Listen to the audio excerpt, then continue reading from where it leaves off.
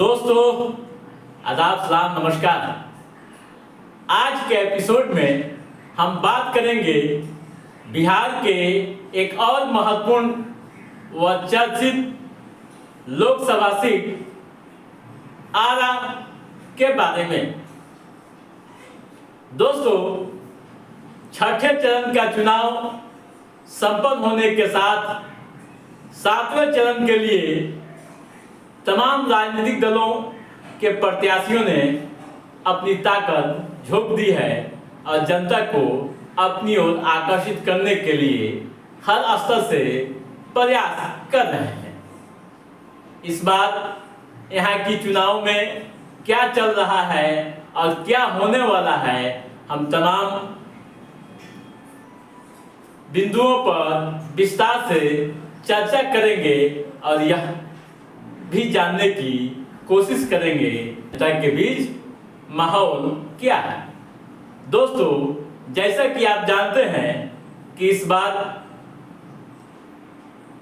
इस सीट से फिर से बीजेपी ने राजकुमार सिंह, केंद्रीय मंत्री राजकुमार सिंह को मैदान में उतारा है, जबकि इंडिया गठबंधन ने यह सीट CPI-ML को दी है और CPI-ML ने इस सीट से कामरेड सुदामा प्रसाद को मैदान में उतारा है। दोस्तों, पहले हम यहाँ के कुछ ऐतिहासिक तथ्यों को जान लेते हैं।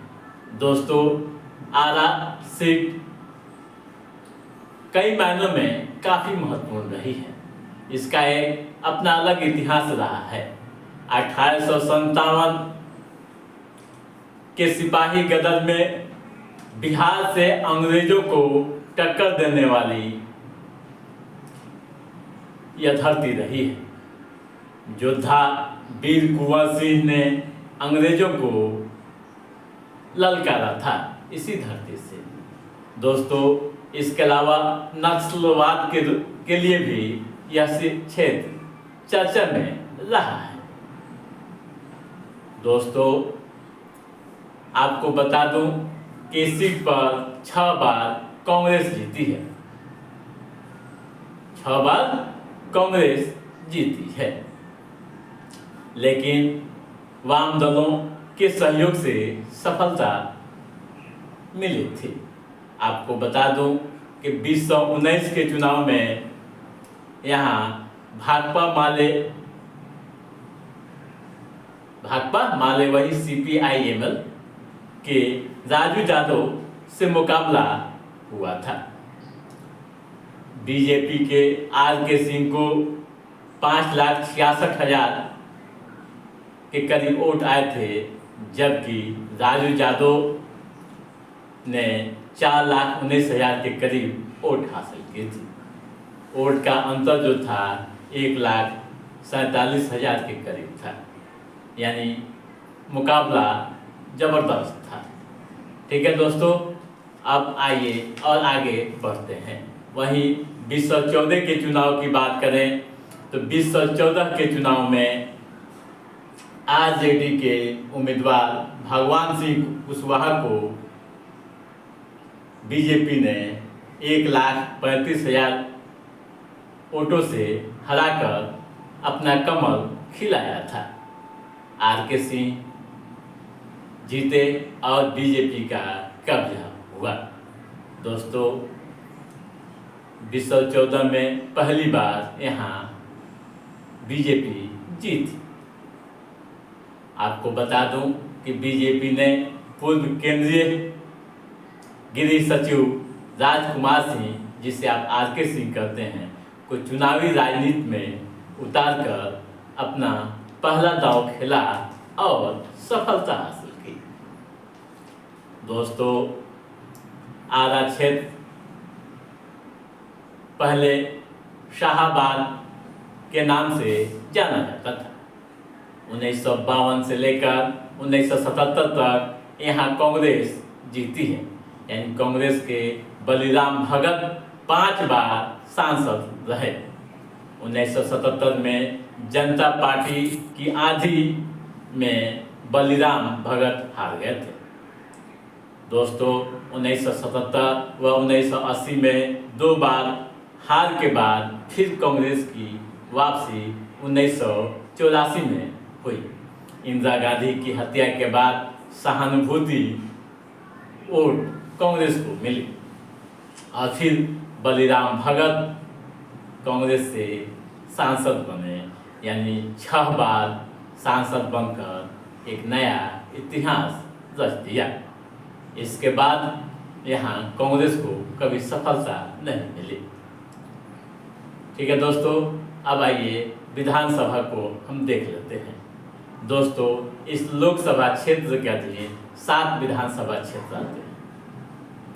इस 7 विधानसभा क्षेत्रों में आधा व बड़हरवा पर बीजेपी का कब्जा है, जबकि 5 पर इंडिया अलायंस हावी है। कौन कौन? संदेश, जगदीशपुर व शाहपुर पर आरजेडी का कब्जा है, वहीं तरारी व अंगी आव पर भाकपा माले का कब्जा है। ठीक है दोस्तों, अब आइए यहाँ के जातीय समीकरण को देख लेते हैं। दोस्तों, आप जानते हैं कि बिहार में चुनाव हो और जातीय समीकरण की बात न हो तो फिर मज़ा नहीं आता है। यूँ कहें कि यहाँ जीत हार का जो आंकड़ा निकलता है जातीय समीकरण के आधार पर होता है। दोस्तों, इस लोकसभा क्षेत्र में यादव, राजपूत, मुस्लिम व ब्राह्मण हमेशा निर्णायक रहते हैं। इसके अलावा दलित, महादलित व पिछड़ा तथा कुशवाहा वोटों का भी असर दिखता है। इस कारण यहाँ की सियासी सरगर्मी जातीय समीकरण के आधार पर तैयार हो रही है।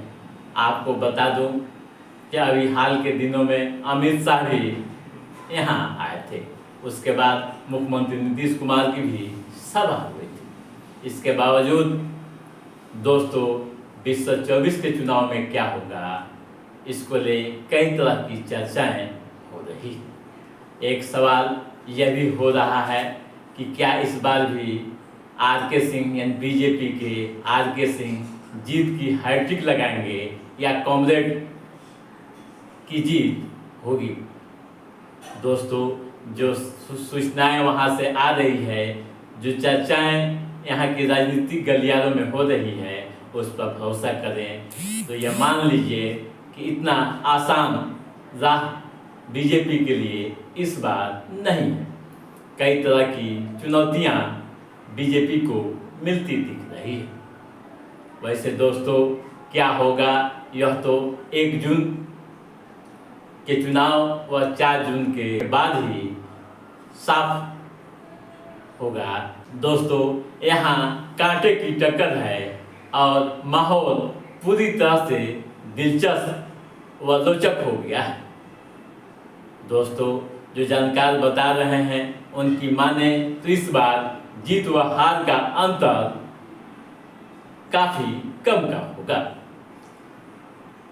बीजेपी प्रत्याशी आर.के. सिंह एक तरफ जहां प्रधानमंत्री उपलब्धियों को गिना रहे हैं और मोदी मैजिक के सहारे चुनावी नैया पार करने का दावा कर रहे हैं, तो वहीं भाकपा माले के कॉमरेड सुदामा प्रसाद अपनी रणनीति के तहत लगातार आगे बढ़ रहे हैं। तो दोस्तों, आज के इस एपिसोड में बस इतना ही। हमारा ये एपिसोड कैसा लगा आप लाइक और कमेंट करके हमें ज़रूर बताइएगा। यदि आपने हमारे चैनल को सब्सक्राइब नहीं किया है तो सब्सक्राइब भी कीजिएगा, ताकि पॉलिटिकल गतिविधियों से संबंधित जो भी अप टू डेट है उसे हम समय समय पर आपके बीच पहुंचाते रहेंगे। तब तक आप अपने दोस्त को दीजिए इजाज़त।